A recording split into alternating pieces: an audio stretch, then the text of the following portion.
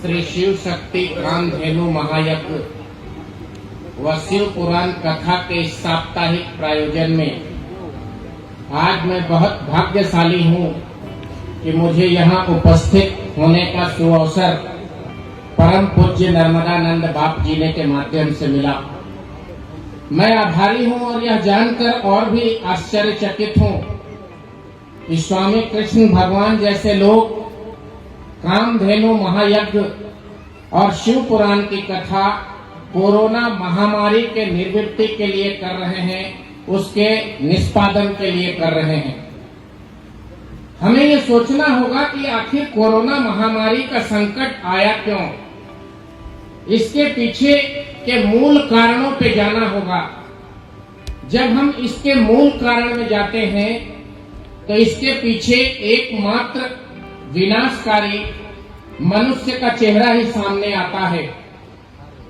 2019 में दिसंबर महीने में चीन के वुहान शहर से ये कोरोना महामारी छुआछूत की बीमारी प्रारंभ हुई और धीरे धीरे पूरे दुनिया के 200 देशों में फैल गई।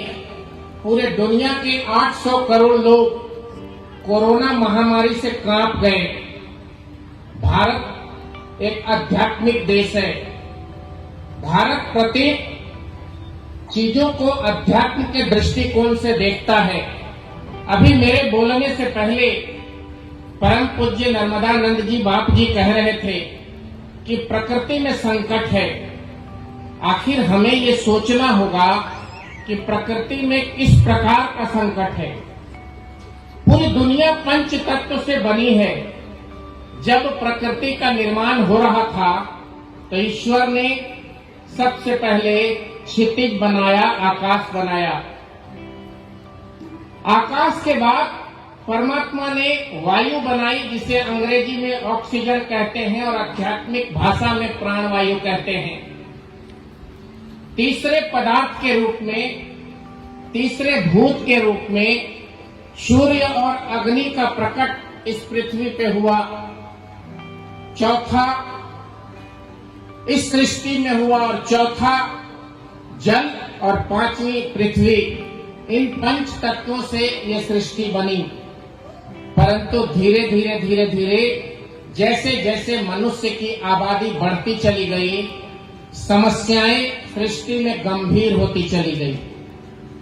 इस देश के आजादी के आसपास भी अगर हम देखते हैं तो जब ये देश आजाद हुआ तो सरकारों ने जंगल काटने के लिए ठेका लगा दिया और लगभग 30 बरस तक 1947 में भारत आजाद हुआ और 74-75 ईस्वी तक भारत के जंगलों में सिर्फ इसलिए लाइसेंस दिए जाते थे कि कौन ठेकेदार ज्यादा से ज्यादा पेड़ काट सकता है।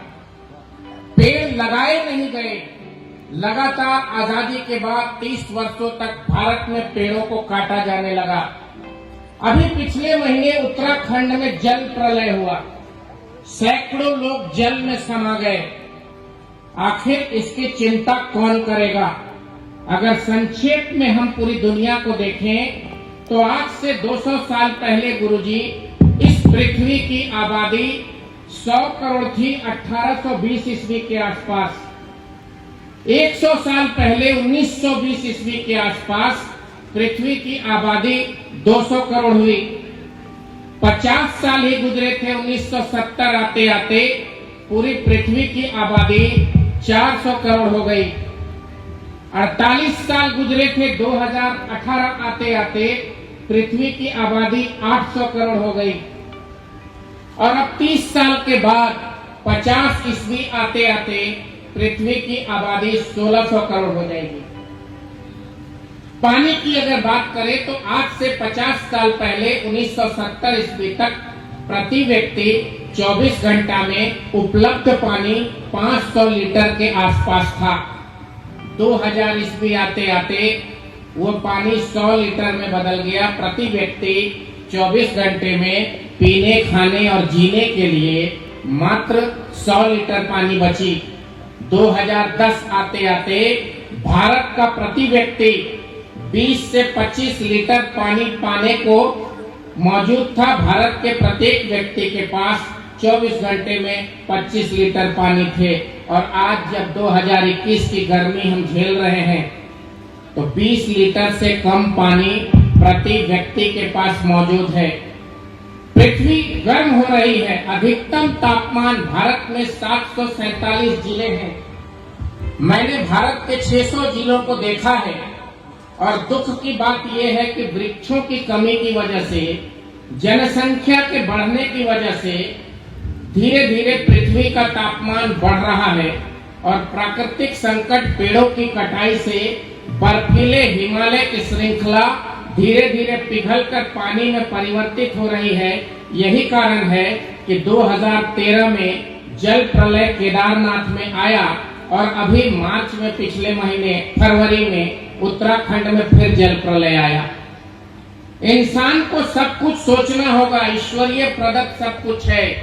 ये कामधेनु महायज्ञ हुआ, इसका शुभ फलाफल आम इंसान को अवश्य मिलेगा।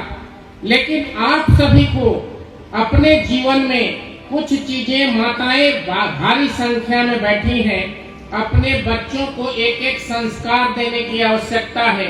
प्रत्येक जन्म दिवस के अवसर पर बच्चे एक पेड़ लगाएं और उस पेड़ को बड़ा करें। पूर्वजों के दादा दादी और जो दिवंगत लोग हैं, उनके पुण्यतिथि के अवसर पर पेड़ लगाएं। और पेड़ लगाने से ज्यादा महत्वपूर्ण है पेड़ की रक्षा करना। और पेड़ कैसा लगाएं? देव वृक्ष पीपल लगाएं, जो 24 घंटे ऑक्सीजन देता है और हमारे शरीर से निकलने वाले कार्बन डाइऑक्साइड जैसे जहर को सोखता है। अमर वृक्ष बरगद लगाएं, जो एक बार लग जाता है तो 500 साल तक खड़ा रहता है, और उसके जटाओं से अन्य वृक्ष स्वतः उत्पन्न होते हैं। नीम लगाएं, स्वास्थ्य वृक्ष नीम लगाएं। औषधीय वृक्ष आंवला लगाएं। ऐसे पेड़ों को लगाकर उनकी रक्षा करने की आवश्यकता है। हमारे परिवार में, समाज में एयर कंडीशन लगाना याद रहता है घरों में गर्मी के मौसम में, परंतु वृक्ष लगाना हम भूल जाते हैं। बड़ी बड़ी अट्टालिकाएं, बड़े बड़े चट्टान, पत्थरों को, पहाड़ों को काटकर सड़कें बना डाली गई है। पृथ्वी का जब टेम्परेचर बढ़ रहा है तो 2030 आते आते भारत के 750 जिलों में, 300 जिलों में अधिकतम तापमान 50 डिग्री के आसपास होगा।